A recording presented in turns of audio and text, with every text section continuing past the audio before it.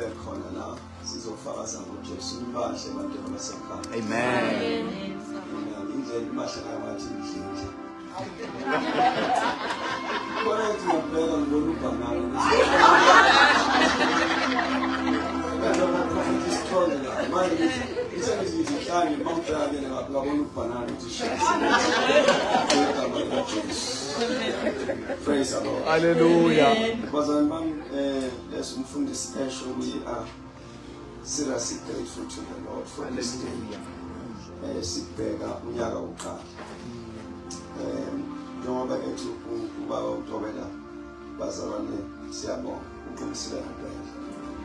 Because when we make isimemezelo sokuthi we're gonna focus, not only to focus, we're gonna revive our life of prayer as a church. Hallelujah.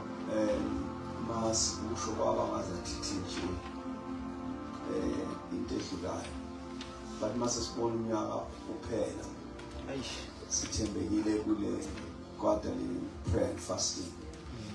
We are grateful to them. Hallelujah. Amen. Amen. Therefore, umfundisi, thank you so very much, Mfundisi Dolan. And also to the members of the church, like Machisin, Nalaba, Speaker Nabo Society. Amen. Siabonga. Amen. Amen. We had agreed, and this legacy would September Glento. Yes. Some as not to Jalo must go and Tamanagongom will also have our own prayer. Amen. Amen. Pulling from that reservoir. Amen. Amen. Hallelujah. Last time as I called. Amen. And Jalo must be a corner. See, stand with sends impartation. Hallelujah. Oh, yes, so Lord. I was there. I was on TikTok. I was watching during the week before the great weekend. We had a great time. Amen. From there, I was preaching in the Assemblies of God in Amen. Zimbabwe. We had a great time. Hallelujah.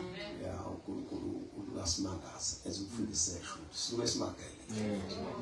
When I go see when Zan and I go so praise one. And Tina decided to go for oxygen to saw. Hallelujah. And my Tina started must movies of Sabona and they want to beyond. Amen. And Siabonga cool was on the bank. So for this Siabonga for reason. To Amen. And I thought in this prayer that we're going to do two things. Number one is that must become two that will visit us. So we want to put it Sasa, we have a speaker. Amen. Thursday we have another speaker. Hallelujah. Just to I believe it's always pure that comes in our Hallelujah. Lately we are gifted. Oh, lately now I go to my garage. I was in my Amen. But we are then saying, let's allow other servants of God. Amen.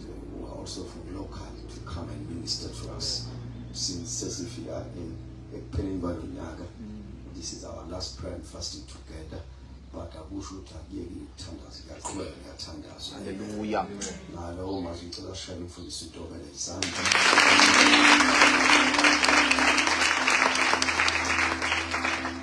I was saying to my friend Bishop Argentina, Baba, we were talking just now. We told you, come on, same for Corona as Papa. Sabu's in Zimbabwe yesterday.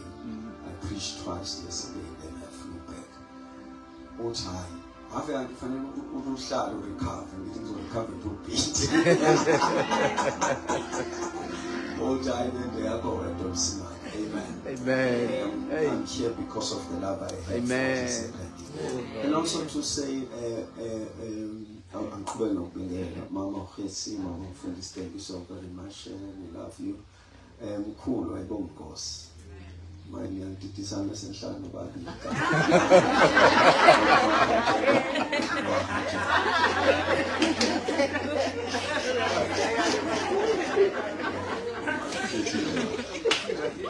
igama likaJesu. Khona into engizisho lezingasho mina ngedwa. Ngathi njengoba kushaya. Thank you so very much. And as I always say with Mama Okhethi, we don't take it light that Amen. Wakhet will be part of us based on the experience and the age. We always honor that, we respect it. Amen. Now, Mama Bonga Wakona, Baba Bonga Wakona, the leadership of the church, we want to appreciate you for supporting you from this. Amen. In fact, the level of commitment that you are showing is amazing. Amen. Keep on doing what you're doing. Amen. I think Paul writes to the Ephesians church, Utinas Lokutuxelens of Inaxiloni and Kosi. His cat is funny. Amen. And also Nangu Pilo. Amen. Pilo and Dumisa, how are you? Good to see you. God bless you, youngsters. My wife is not here, of course, being a favor of Bambi. My son is just around here coming to join us. God I'm sure I don't go. Amen.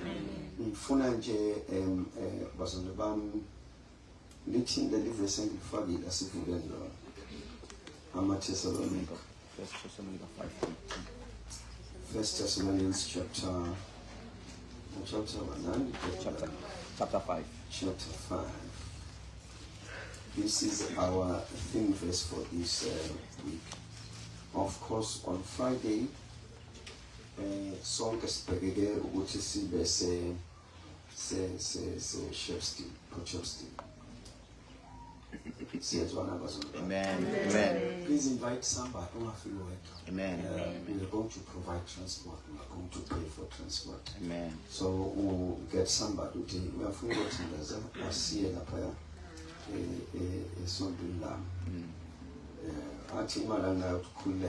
Amen. Amen.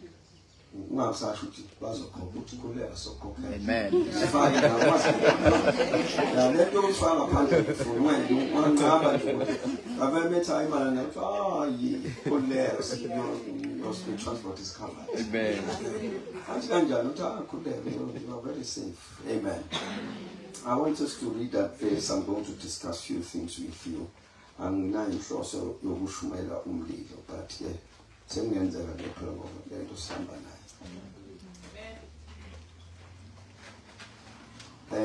what did I say? 1 Thessalonians 5, chapter 5, verses number 18. 18. Yeah, 8. I would say let's start from verses number 16. Rejoice always, pray without ceasing. In everything give thanks, for this is the will of God in Christ Jesus to you. This is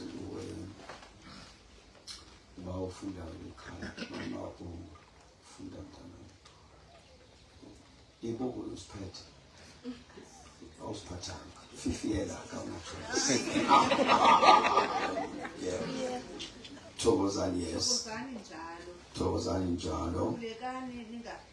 Khulekani ningaphezi. Kukho konke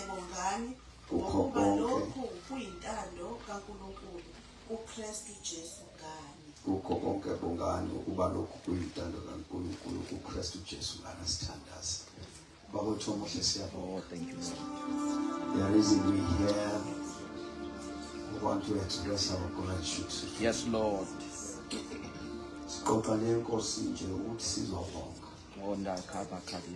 We never thought our God would see our feet. But since we must come you shall guide us. Oh, yes, Lord. Man says in our fathers, I see all crazy. Hallelujah. Indeed, you have guided us. Sigbonile okwatule usilamanda. Salamanda di Brakatos. Njengokusho kwezakho. Sibonile Nkosi sinjengenzime elisebe. Uyama. Hallelujah. Oh. Sibonile For that, my God, we give you praise. We give you glory.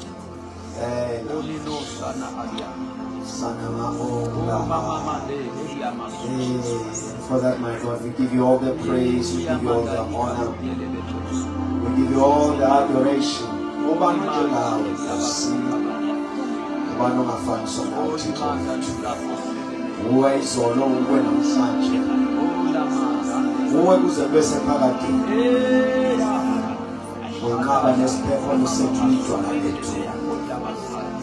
Alpha no Omega, receive the honor, Jesus, receive the praise.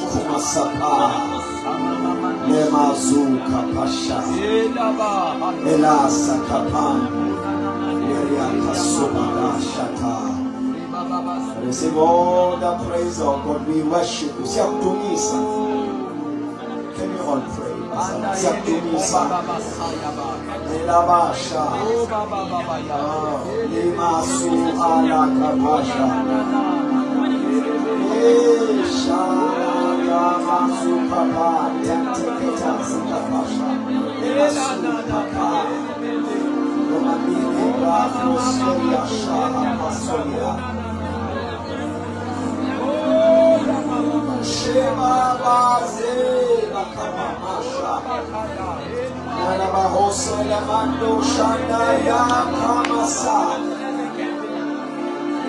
Raise your voice up to the Lord.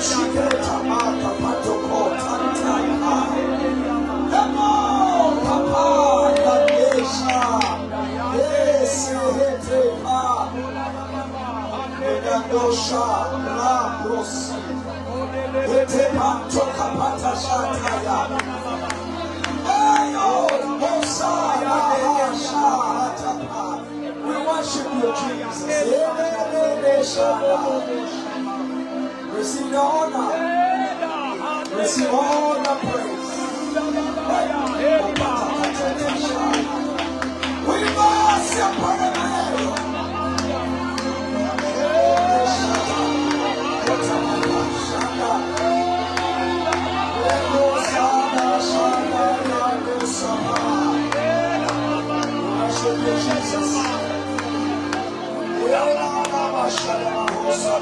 Jesus. We worship you, Jesus.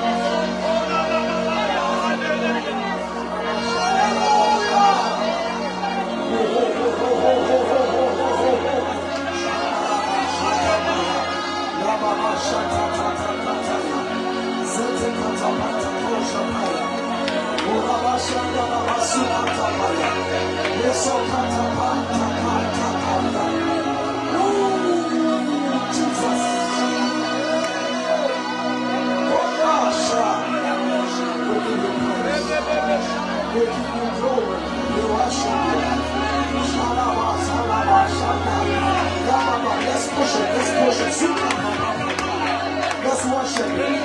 He deserves the praise. He deserves the glory. He deserves the honor. Amen.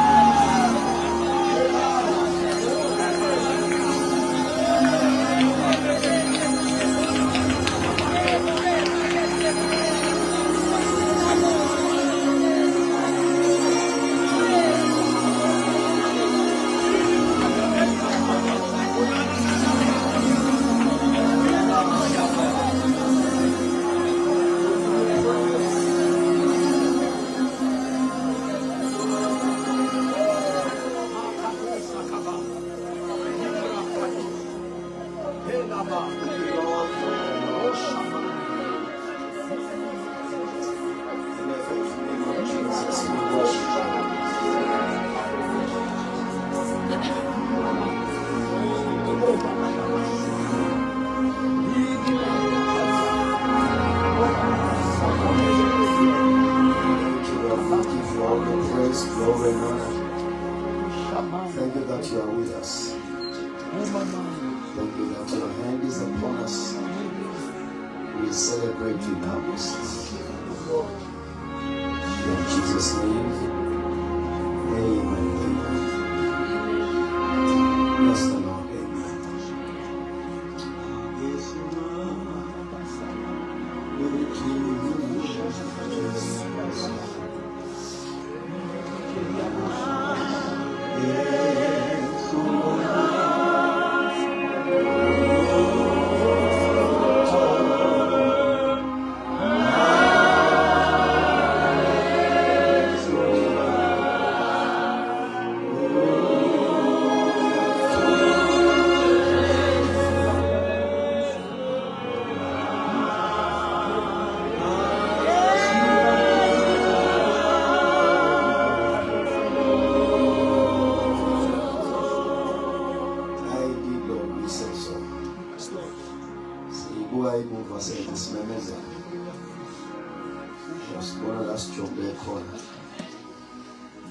Where the enemy thought we won the games.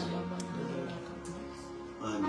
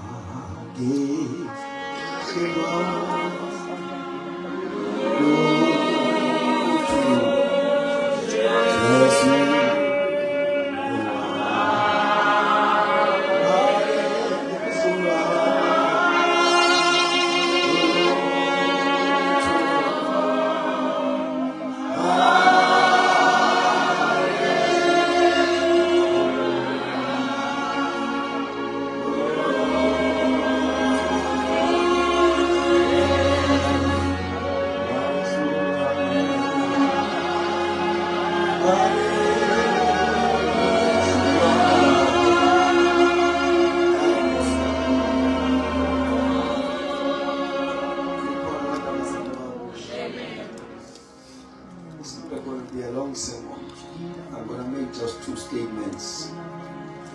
Kodo jangatsi na mezera sita gekofana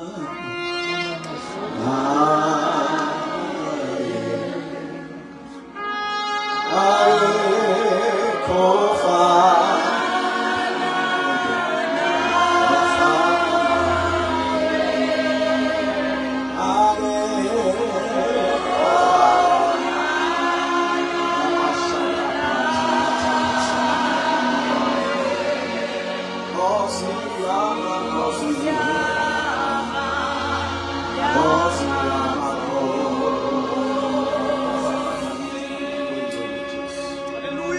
ezulwini ngibona. This we know. This we declare.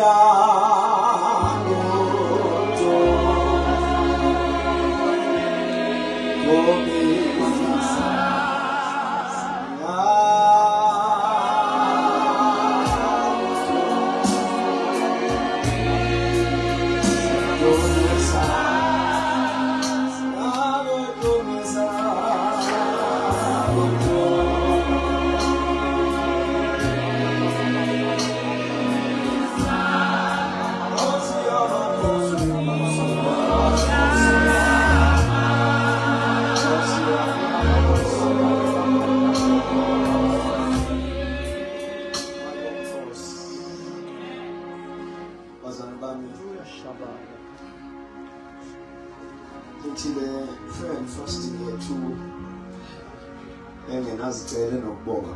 Yes, Lord. Yeah, it was messing years ago. Hallelujah. Amen. To Banganway in lava, to Ibangano Bonk. Amen. Hallelujah. I want to quote two stories in the Bible and then from this to back. Genesis chapter number 4, verse number 3. But in the process of time, Yeah. it came to pass that Cain brought of the fruits of the ground and offered unto the Lord. Verse 4. Abel he also brought of the first lines of his flock and of the fat thereof. And the Lord had respect unto Abel's offering.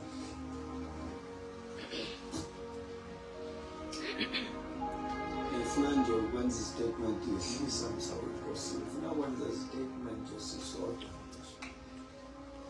that indumiso ifuna iphushwe ivele ekutheni nokubona ukuthi inkosi kwenzela. Amen. Hallelujah. You see, inanengazi umuntu who is not emotionally driven. Mhlawumbe ngifuna isizathu njalo. Indumiso kufanele iphume esizathweni. Hallelujah. Ngizothatha isisodwa namhlanje.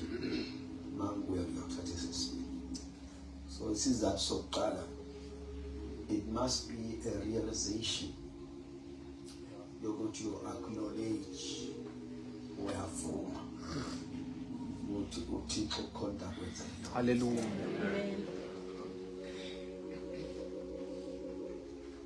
You know, ayikho into embi njengokuziba kodwa ubona.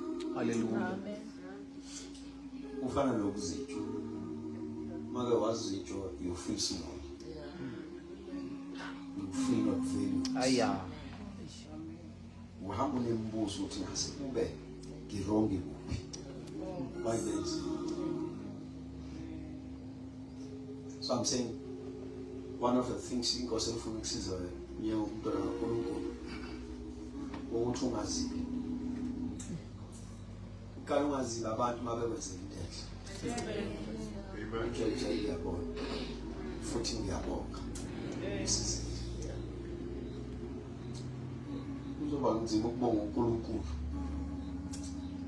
ungakaze umbonge umuntu enibonana naye on a physical. Amen. That's where worship starts from. When you acknowledge, bese uvuma ukuthi uwenzile. futhi iba strong uma ubona ukuthi ukwenzile but I don't deserve it. Aya. Uma ubona ukuthi ukwenzile kodwa mangibheka ayikho into ethi I'm worthy for ukwenza kwakhe. Aya. Leyo ifuna ikuphushe kakhulu. Hallelujah. uJesu washo kanje wathi ukubonga kuncike ekuthaneni wenzela umusa ongakanani. Oh yes. Usho ukuthi umusa ungawuboni awunaso isizathu sokubonga ngoba wena uthi hayi bekufanele. Oh amen bazalwane. Amen.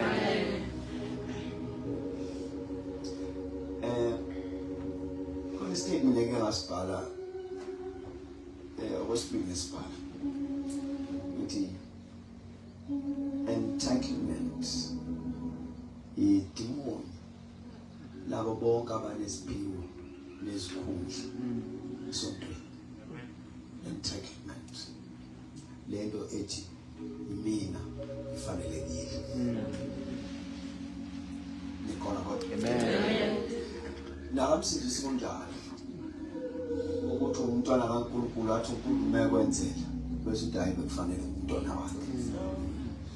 Kanti baningi abantwana bakhe angabenzeli.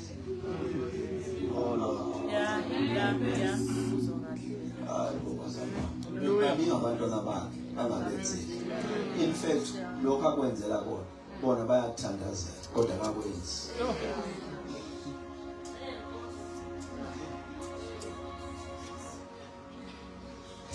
Incwadi engcwele njengoba ngishumela ngesinene ukuthi ngifake ukholo nesiphambano uma ugqoke kanje uba ne-order mawushumela. Amen. Amen. Aningena this life.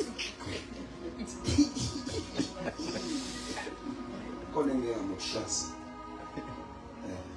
Wakhona ngala ngokukhupha ngalo mgaqo ngeke ubize igama lomgaqo uzosho idolobha lakhe bese yona ngalikhonza. Abamkhumule lezinto aziqonile usafari. Entitlement ithi hayi bekufanele. So I'm saying uyinqabe lonto ethi uNkulunkulu mayakwenzela bese kuvesa umntwana wakhe. Khona izinto ezingako umntwana wakhe yizo liphela uya ngomntwana wakhe uyongena ngomntwana wakhe but leyo yokuthi ukwenzele incike emseni wakhe. Amen.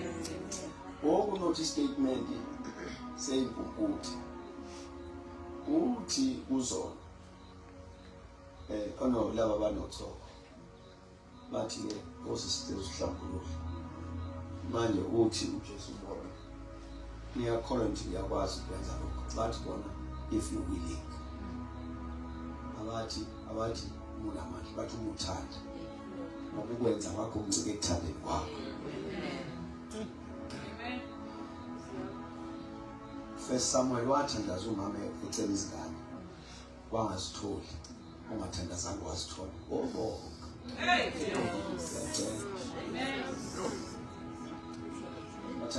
Wathandaza ngokuthembeka zangafika kodwa izingane.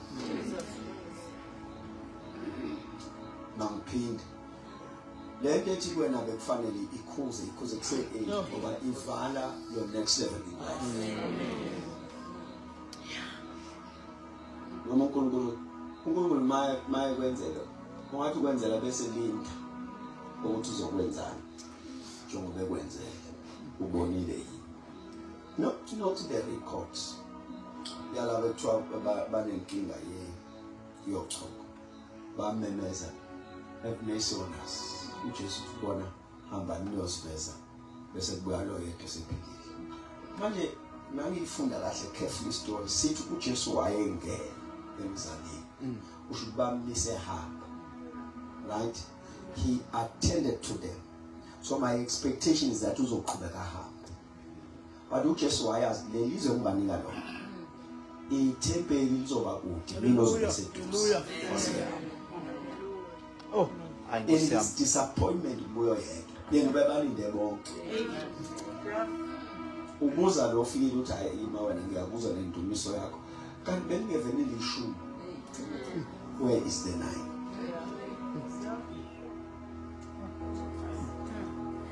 impilo yakho yazi ngabe ikude ulimala ekubongeni. Amen. Nethi bazona bami impilo yakho ngabe ikude iphazamiseke kule era yokubonga ukuthi uNkulunkulu athi mekwenzeka bese uthi kuwena hayi impela ufanele ngenzele ngiyamkhonza baningi bayamkhonza kodwa abenzile. Uthi amen. Amen. uNkulunkulu wenza umhlobo ngoba ujule kakhulu. Uthela umthandazo kumuntu ogulayo akuthandazele uphila aqhubeka agule.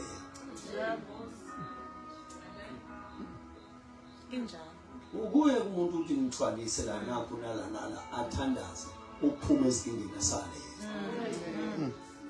Ungabothi menzile bese uthi hayi bese bezokwenza. And I want to suggest that njalo uNkulunkulu menza kwenza bese linda. Efuna isizathu sokuphinda enze. And isizathu sokuthi aphinde enze sinike kubongeni kwakho. Hallelujah. And I must say this was about nakho ukubonga kwakho, nakho ukubonga kwakho. Ungancike ekutheni ingakanani into ayenzile. Uncike ekutheni wenzile. Amathi uNkulunkulu enzile bese udayivesi incane le. Ngoba khona abayithandazelayo leyo thi incane ayenze inkodwa. Awu bazali khona kodwa. Hallelujah. Lithi le bese sifunda in the process of time uKayini beno Abel balethe imnikelo enkosini. Angifuni ukungena kwi-argument ngifuna nje si-underline in the process of time bese they brought their offering. Manje my translation after some time emva kwesikhathi lo emva kwesikhathi ushite ezimbili. Okokuqala ukhuluma ngobude besikhathi bebona imphumela. Usho ukuthi bathi mabebheka abathayini ingathi yinhle into esehlakanele. That's the first part. So mawaqalaza nje bathi angathi into esehlakanele yinhle ngoba lo tshalayo uyahluma kahle nikhona kodwa bazona bami lo lusayo izimvu zakhe zicebile. So it's an observation lesitshelwa ngayo bebebuka lo fuya ibuka imfuyo yakhe lo tshalayo ebuka izitshalo iyona lento ethiwa in the process of time. The right bazona bami. So ke ubhizi uyabuka uKayini emsebenzini wakhe wokutshala ubhizi uyabuka uAbel emsebenzini wakhe wokulima. The second thing njengoba bebuka prior bafike kunamazi ayikhulunyile ekhulunywa uNkulunkulu ewakhuluma kubaba wakhe noma wakhe in Genesis chapter number 2 wathi umhlabathi uqalekisile kunokuthi uveze izithelo soyoveza ameva. All right. Amen. So babuka they are having an experience that is contrary to what is expected out of the soul. Amen. Angidomhlaba nje okuqalekisiwe akubhekekile ukuthi ungakhiqiza izithelo ezinhle. Akubhekekile ukuthi ungakhipha utshane imfuyo idle icebe ngoba lo mhlabathi uqalekisiwe.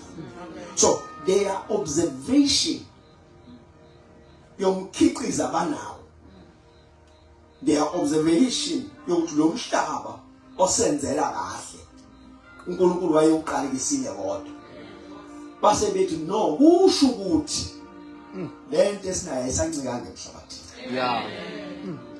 There has to be a force behind. Hallelujah.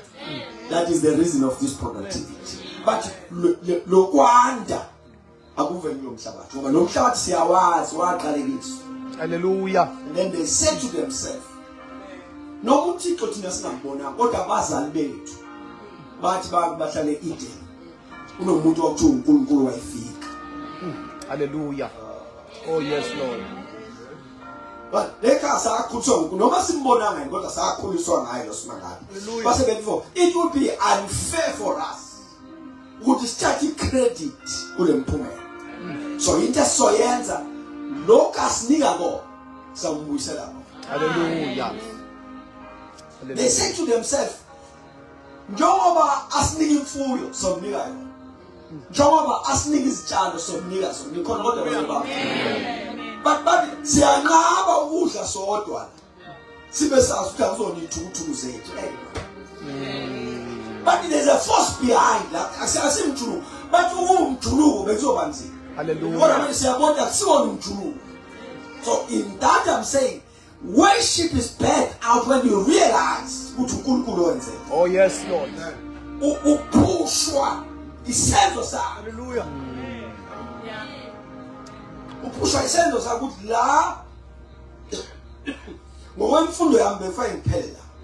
Nemphumela yami befana ibe mngaka.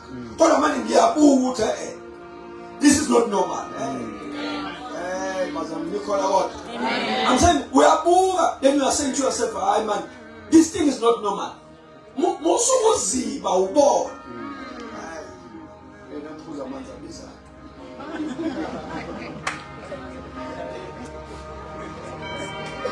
Thank you very much.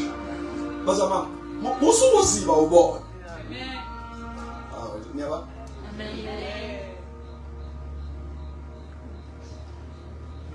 Bonke abanye bethu bajombe ingcele yemndeni yakubo kuyazi ukuthi la ku first standard 8 Aya. Yeah, abanye bayazi ukuthi la kithi akekho umuntu osebenza into esile. Yabo? Abe ujombe okodwa basala. Aya. Halamaya. La sisonke le nomshumayelo yokushumayizayo. Seqe la isibongo sethu singekho. Hallelujah. Uyamasada kodia. Yes, Lord. Amen. Just recently I was home. I check on him and let's pass that in a class. A potluck. Uno line. West Coast. Aya. Was a bomb about Basamanchisi. Bahama, bafika la kusajombe. Kodwa uJombi. Alabasukadaya. Umama sidaboko diabas. Jombe yabaziwa khona kunomlando kune-trend yendawo kwaziwa ukuthi abantu abazalwa kule sikoti ababa impilo yabo ihamba mayifika la yami kodwa wena uJombi ushabakadia basuna alama. Manje isambulo sizaleka lapho njengoba sesibona uthi bathi kuba labafowethu babona ukuthi kunoNkulunkulu la. But uma sombonga sibuye aleshona entabeni bakhe i-altar. Leli altar akuzucelwa lutho Yes. Oyamaya hosala bakadia. Leli altar akuzucelwa lutho. Babe buzinenzani bathi sakhe i-altar kwenze njani sibona into engaze sibone. Nenzani sakhe i-altar kwenze njani sibone sivunywa umhlabathi. Abantu abaphika kodwa Hallelujah. Worship comes from there. Hallelujah. Ngiyacela uNkulunkulu akuphe iso lokubona ukuthi wenzile la. Bathi bangani bakho kodwa usho into encane ngakuthi uNkulunkulu kodwa. Hallelujah. Aya. Oh la. Aya baba. Kuyinqabe lento efuna ukuthatha i-credit. Entweni yenziwa uSimaka. Khona into ezenziwa Mahadia baba. Ile mahanda. yenziwa ufuna ukuthi uJordan uye yedwa. Ile mahanda. La noma bengazi kodwa lo lwazi lami bengeke luyikhiphe ngempumela. Bonke ababonga banesambulo. Amaya. uNkulunkulu wenzile. Adoya baba. Bathi abafowethu sakhe i-altar la. Ile mahanda. Sihlanganisa inkuni sibasa umlilo sobeka umnikelo uzokhuphuka iphunga. uNkulunkulu mekhokhela akhosi icela. Akhosi ikhalo. There's no petition. Akhosi mangala. Ukhuphuka nje amazwi. Besingazi ukuthi Oh yes, Lord. wena ukhona. Oh besingazi ukuthi wena Ajaba bane background uyokuhlaba umhlabathi lo ubaba benoma bafa bejuluka kuwona kodwa bazange baba nale mphumela manje sasibona ukuthi asilungise i-altar Nkosi yami bazana bami sasibona sikulungiselele i-altare lo wenza izinto ezingenzeki uJobe bakhuluma ngaye athi ube bengiyomfuna uSimakade ngithi mangimfuna ngibike kuyena udaba lami ngoba wenza izinto ezingaphenyekile unsearchable deeds. Hallelujah. Oh yama sadaka. Ngiyacela mntwana sekhaya ngiyacela noma bongakazi umangala ngiyacela uNkulunkulu uphe ispirit somangala sokuthi ume nje awu besingazi ukuthi wena ukhona. Oh hallelujah.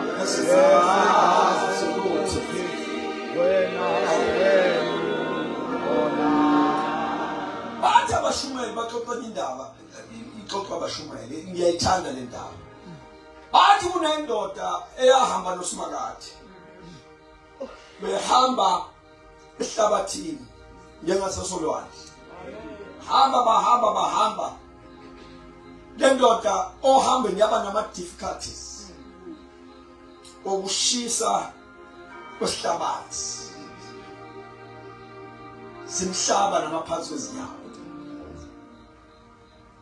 So mase befikile seyibuka indlela ende beyihamba ibona uhambo ziyavela ama footprints bahamba bahamba besibona enye indawo sekukhona ama footprints omuntu oyedwa besithi bese ngihamba ngedwa ayiyona ngaleso sikhathi beyizubunzima ithona hayi bese ngihamba ngedwa ke Champion kodwa Nkosi yazi ukuthi ngidayisile yabona yonke le ndawo le map bese ngingedwa ukuthi uqhubekile bese ngihamba.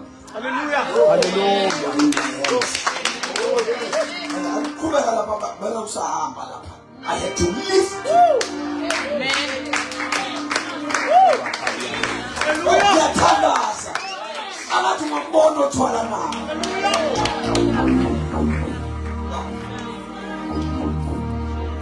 What is it about? Awukhopaka kuzona. Ngiyakale ngihlale phansi. What is it? Okungeke uzuzuwele. It's God for God. Utata kufanele ngenelele mina la. Ukuphepha kwabo. And when you realize that, except to look unto him and give him the praise. Hallelujah. Man's never failed. Sibuye move. Now we are telling them, when a man will realize and look back. Abanye bengisebe ngabona ngishithuna lapha. Hallelujah. Kodwa here I am.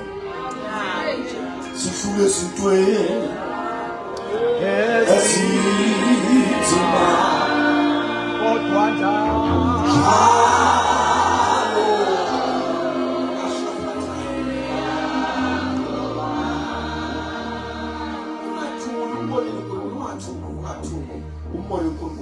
any worship here to testimony because I was about any worship here to fast.